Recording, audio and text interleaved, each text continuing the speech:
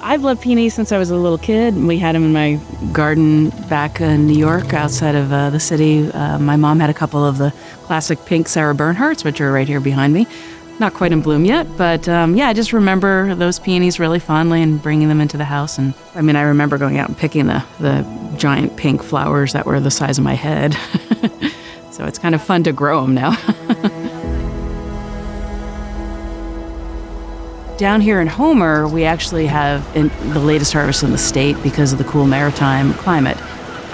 Folks typically think of the peony as a spring flower, but because of our cool summers, our flowers don't bloom until July, August, sometimes even into September.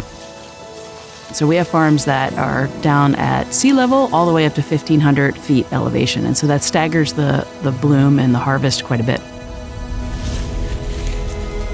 The peonies here in Alaska, we come on at a different time than anywhere else in the world. So we have a niche market in the fact that we can harvest our peonies in July, August. Last year I was harvesting into September. It's a super sought after flower for the wedding industry as well as event industries. Here in Homer, we have a ton of peony farmers. They range from a few hundred stems up to a few thousand stems, and they export all over the world.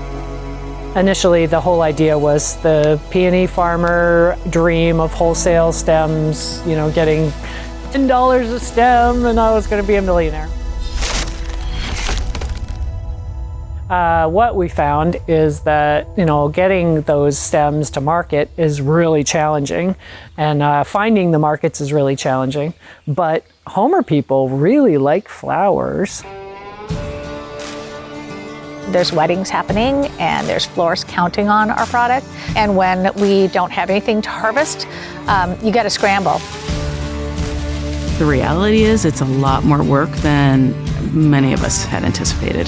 So all these little dots in the background, every single one of them will be cut by hand.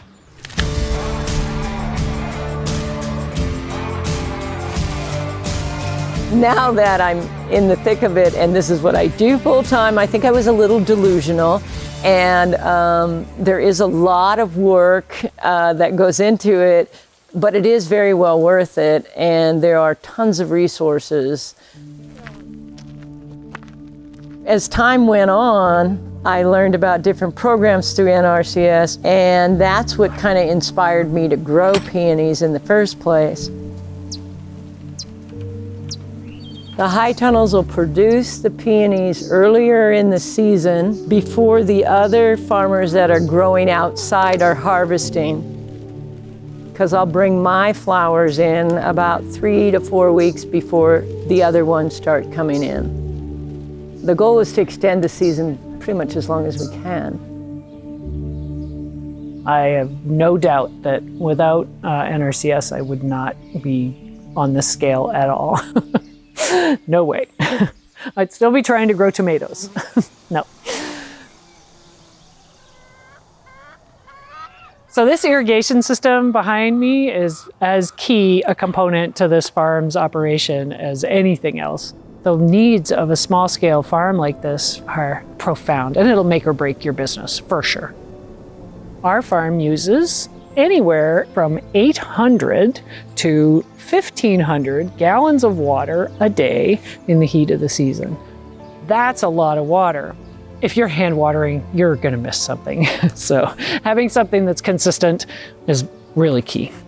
So these lay right on top of your beds, and then the water weeps out of these pipes and irrigates exactly where you need it on top of the beds. And it goes out into the soil and properly irrigates right at the root zone where the plants need it. If you navigate underneath the soil, you'll see that that has spread out just like water spreads out on a paper towel if you drop some water on it. And then we have zones throughout the farm that turn on and off so that the pressure from the tank is consistent. And NRCS designed this whole system behind here. Unbelievably helpful. These peony beds work because of the expertise that NRCS brought to this farm and helped me design this whole system. So this is where we hit the switch to turn the pump system on right here. And we can check the gallons we've used right here. We record with an aerometer reading. Each high tunnel has its own ball valve, same with the current field and the Nagoon berries. The amount of help I've gotten and the ideas for what I kind of envision and planning for the future has been huge. And I think it was because of all the time and energy we put into the planning phase of it. I feel really blessed that NRCS has been in our lives here, because otherwise I probably would have thrown in my hat a long time ago.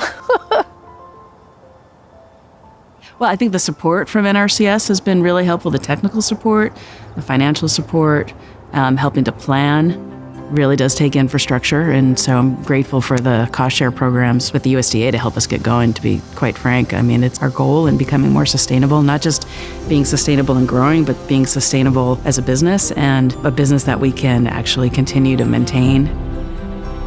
Two of the primary funding sources here in Homer are the Environmental Quality Incentives Program, also known as EQIP, and then we also have the Conservation Stewardship Program, also known as CSP.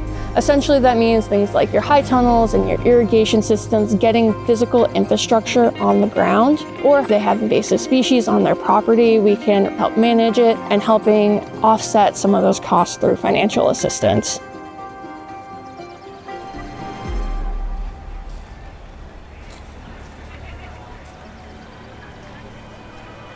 Alaska peonies are a very tiny footprint in the cut flower world. It's a boutique industry, pretty special. We produce a very high quality product, but we don't have a lot of it. We tend to sell out. And so I became a founding member of Farmers Co-op, the Alaska Beauty Peony Co-op, to help provide that infrastructure for the local cut flower farms. This crop is, hand-tended. We go out there and we select only the perfect flowers when they're at the right harvestable stage. We sell them at the local farmers market. On Saturdays, the farmers market here is like a social event for a lot of tourists and for a lot of us. Working with NRCS has been very helpful. This is filling a need, I think. It is becoming part of this community's identity to be able to go out and pick your own bouquet all summer long and eat your own berries, make your own jam, catch your own fish. It doesn't get much better than that.